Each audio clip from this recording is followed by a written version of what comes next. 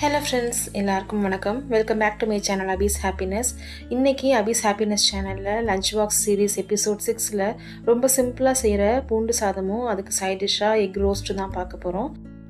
இந்த ரெசிபி செய்கிறதுக்கு எந்த வெஜிடபிள்ஸுமே தேவையில்லை. எந்த வெஜிடபிள்ஸும் இல்லாத ஒரு டைமில் சீக்கிரமாக குவிக்காக ஏதாவது ஒரு ரெசிபி செய்யணும்னு நினச்சிங்கன்னா லஞ்ச் பாக்ஸுக்கு இது ரொம்ப சூப்பரான ஒரு ரெசிபியாக இருக்கும், ரொம்ப சூட்டபுளாக இருக்கும்.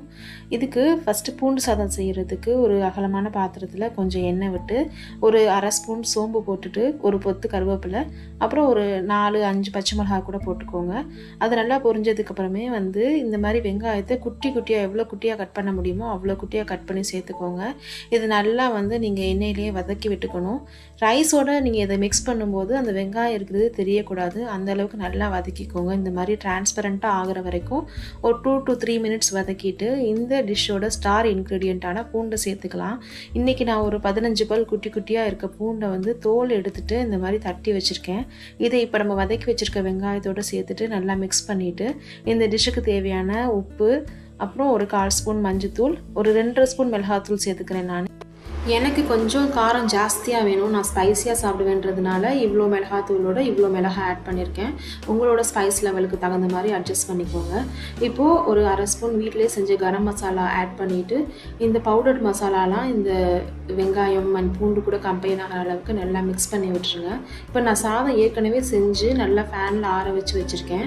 இந்த மாதிரி ரைஸ் உதிரி உதிரியாக இருக்கிற மாதிரி செஞ்சுக்கோங்க. குக்கர்லேயே எப்படி ஒரு 10 மினிட்ஸ்லேயே தண்ணி வடித்து உதிரி உதிரியாக ரைஸ் செய்கிறது அப்படின்ற வீடியோ ஏற்கனவே நம்ம சேனலில் அப்லோட் பண்ணியிருக்கேன். உங்களுக்கு இப்போது ஐ பட்டனில் தரேன், டிஸ்கிரிப்ஷனில் லிங்க் தரேன், செக் பண்ணி பாருங்கள். இப்படி சாதத்தை நல்லா ஆட் பண்ணிவிட்டு இந்த மசாலா கூட நல்லா கம்பைன் பண்ணி விட்டுருங்க. இதுக்கு நீங்கள் நினச்சிங்கன்னா நம்ம ஆயில் போடுறதுக்கு பதிலாக கீ கூட ஆட் பண்ணிக்கலாம்.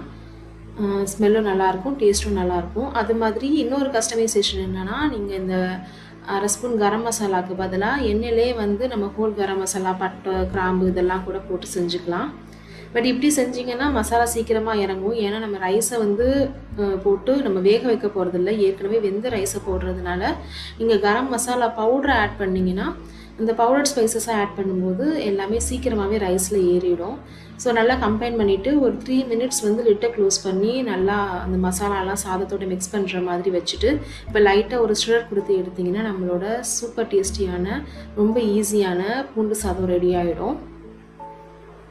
இப்போ இதுக்கு சைட் டிஷ்ஷாக ஏதாவது வறுவல் மாதிரி பண்ணி சாப்பிட்டோன்னா காம்பினேஷன் நல்லாயிருக்கும்.